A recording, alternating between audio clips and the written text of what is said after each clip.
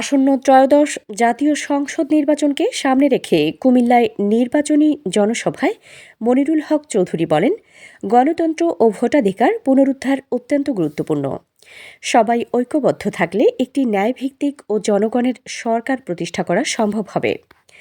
শুক্রবার সন্ধ্যায় নগরীর ২২ নং ওয়ার্ড হাজী আকরাম উদ্দিন হাইস্কুল মাঠে নির্বাচনী জনসভায় প্রধান অতিথির বক্তব্যে তিনি এসব কথা বলেন।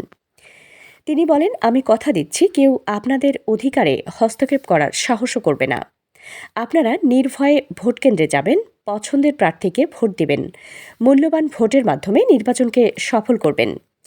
গণতন্ত্রকে প্রাতিষ্ঠানিক রূপ দিতে অবাধ, সুষ্ঠু ও অংশগ্রহণমূলক নির্বাচন অপরিহার্য। দেশের মানুষের ভোটাধিকার নিশ্চিত না হলে উন্নয়ন টেকসই হয় না। আমরা শান্তি, সহনশীলতা ও পারস্পরিক সম্মানের ভিত্তিতে একটি ন্যায়ভিত্তিক সমাজ গড়ে তুলতে চাই। ধর্ম, বর্ণ নির্বিশেষে সবাইকে সঙ্গে নিয়ে কুমিল্লা ৬ আসনের উন্নয়ন ও মানুষের কল্যাণে কাজ করাই আমার অঙ্গীকার। জনগণের প্রত্যাশা পূরণে স্বচ্ছতা ও জবাবদিহিতা নিশ্চিত করা হবে।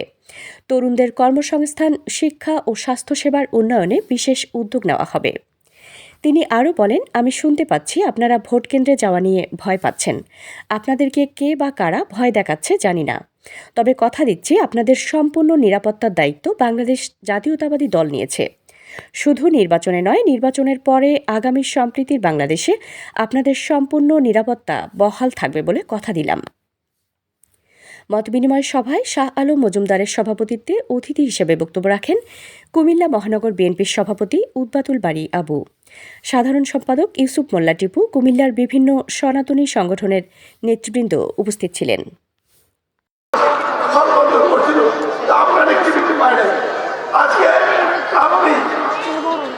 যেমন বলছেন বাংলাদেশ নিয়ে আপনার একটি স্বপ্ন আছে, আলহামদুলিল্লাহ। আমি বুড়া মানুষ, আমার আছে কুমিল্লা নিয়ে একটি স্বপ্ন। আমার স্বপ্ন আমার কুমিল্লা। আমার ৯ দফা সংসদে ১ দফা আপনারা পাবেন পূর্ণগুলো, আর বইখানে তো আছে, পরে দেখেন। আপনাদের কাছে একটা আবেদন জানাবো যে ভোটের দিন আজকে তো কষ্ট করলেন, আর ভোটের আগের দিন বিশেষ করে মা বোনেরা আপনাদের কাজকর্মগুলা আগের দিন রাতেই গুছিয়ে ফেলবেন।